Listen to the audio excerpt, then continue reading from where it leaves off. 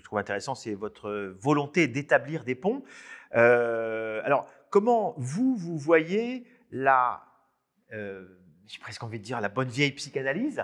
Je sais que parfois, il est arrivé que ce soit un tout petit peu tumultueux entre ces confréries des neurosciences et des psychanalystes, mais j'ai l'impression qu'en vous écoutant, qu'il y a comme ça une volonté de dire, finalement, oui, on peut dire les mêmes choses, mais autrement ou avec un autre regard, et le fait de les décaler, y compris dans le temps, avec justement l'aspect scientifique qui peut, non pas entériner, mais je dirais peut-être donner un autre regard. Alors, la psychanalyse, comme tout mouvement scientifique, a toujours amené des questions intéressantes à la science, un vocabulaire intéressant, un intérêt. Sauf que les neurosciences remettent en question certains postulats. Je vais citer juste ceux qui ne marchent pas. Je ne nie pas que ça peut avoir son intérêt, ça c'est pour que je sois mesurée. Le premier, c'est la recherche de cette cause unique de ce qui compose notre complexité émotionnelle et psychologique, qui remonterait au phénomène de l'enfance, aux événements de l'enfance et au rapport familial, qui est quand même une vision assez eurocentrée, parce que nous n'avons pas, ça ne correspondra pas si vous allez voir des gens dans les montagnes au Proche-Orient ou d'aller voir des gens dans des tribus africaines, vous leur parlez du rapport du complexe d'Oedipe, ce serait quelque chose qui est complètement détaché de la réalité culturelle. Et donc c'est une vision qui est, encore une fois, assez simpliste de ce qui compose notre rapport psychologique. Par exemple, nos amis, par exemple, ce qui n'est pas assez étudié d'ailleurs, c'est l'influence qu'ont d'autres personnes dans notre vie que la figure du père et de la mère. Et cette discipline aussi a eu une histoire assez dure envers les mères, en leur renvoyant une responsabilité de certains troubles psychologiques et même de certaines maladies, comme la schizophrénie ou l'autisme qu'on considère aujourd'hui comme un spectre.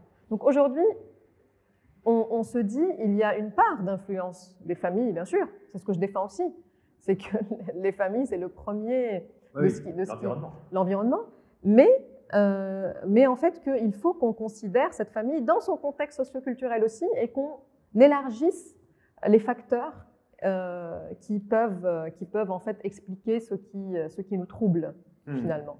Et puis bien sûr, on peut reprocher aussi l'aspect métaphorique de cette forme, de cette approche, qui va correspondre à une forme, à une partie du monde et qu'on ne peut pas généraliser au reste de la planète. Il faut juste rappeler que les études en psychologie ont majoritairement été faites sur 25% des êtres humains et qu'on ne sait pas si ce qu'on sait aujourd'hui sur la psychologie du développement de l'enfant, par exemple, on ne sait pas si ça s'applique aux 75% restants de la planète. Alors, on sait que nous avons encore beaucoup à découvrir sur le cerveau et son fonctionnement.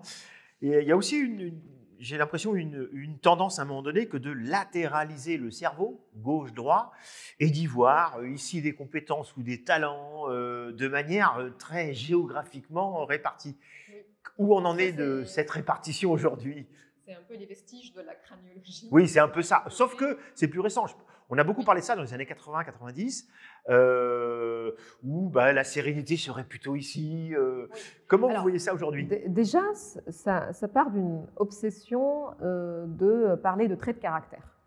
C'est-à-dire de considérer qu'il y a la prise de risque comparée à l'empathie. Et en fait, de séparer certains traits de caractère qui seraient des traits qu'on trouve plus souvent chez les artistes, avec des traits de caractère qu'on trouve plus souvent chez les entrepreneurs et les mathématiciens. Et donc, c'est une mauvaise compréhension du cerveau parce que c'est les mêmes processus mentaux qui servent à résoudre une équation mathématique et qui servent à construire un vers de poème, d'une poésie, parce que ça engage les mêmes processus mentaux. Et donc, en fait, notre attachement à la catégorisation des gens, en fait, elle continue à se refléter dans notre attachement à dire il y a telle partie qui fait ci, telle partie qui fait ça. Si ce n'est pas une guerre entre mon cerveau et mon cœur, ce serait en fait, je serais plus cerveau gauche, cerveau droit. Alors, bien sûr, c'est la pseudoscience, il n'y a aucun fondement à considérer que la créativité se trouve dans la partie gauche du cerveau, la partie droite.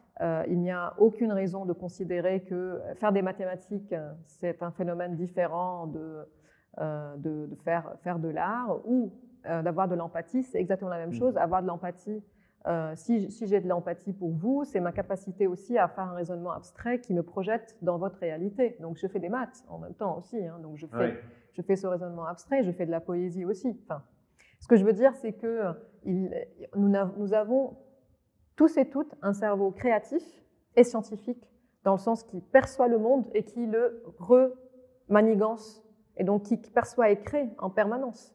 Après, ce qui est considéré de l'extérieur comme un produit créatif, c'est un attribut. Et donc, voilà, donc déjà, scientifiquement, c'est faux. Ensuite, la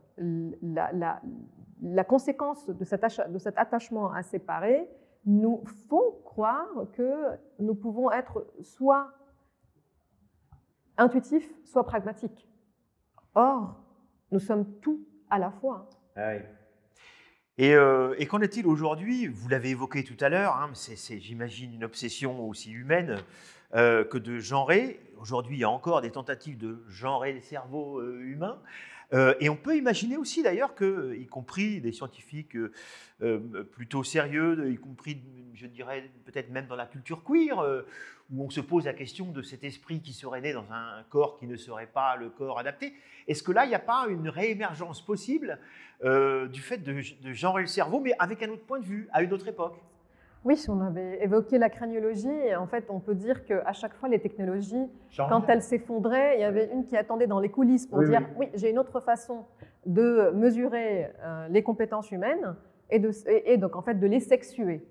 Et ce qui est, en fait, je ne dis pas qu'il n'y a peut-être pas de différence entre les cerveaux des groupes humains. C'est rien, parce que nous n'avons pas une planète qui n'est pas genrée. Si nous avions, la possibilité d'étudier ce que seront les filles, les garçons, dans une société non genrée, et là on voit qu'il y a des différences, on peut en discuter. Sauf que l'impossibilité d'étudier ce phénomène, parce qu'on ne peut pas rendre compte de l'influence de la société genrée sur ce que nous sommes pour pouvoir démêler ce qui est biologique de ce qui est genre. Après, la question, elle est elle-même absurde, parce que dans la nature, nous ne sommes pas des hommes et des femmes. Ce n'est pas juste le spectre du genre, il y a un spectre de sexe aussi. Ça veut dire que XX, XY, c'est peut-être la majorité de ce qu'on obtient quand des bébés arrivent au monde, mais il se passe beaucoup de variabilité biologique. Pourquoi on est en train de regarder deux groupes alors qu'il y en a peut-être 26? Alors, mais en fait, ce qui définit un sexe, pour le moment, c'est l'observation de la présence d'un organe reproducteur qui a une forme donnée. Or, il se passe plein de phénomènes biologiques à l'intérieur qui créent une variabilité extrême. Alors, ce qui est sûr aussi, c'est que, et ce qui est très dangereux dans cette sexuation des cerveaux, c'est d'attribuer, encore une fois, des traits qui finissent finalement par être les traits représentatifs des métiers dominants aux hommes. C'est-à-dire dire, ça sert un discours dans lequel les femmes seraient plutôt dans l'empathie et la douceur et le soin, et les hommes dans la prise de risque et dans l'assertivité, et donc, voilà, donc dirigeante et soignante.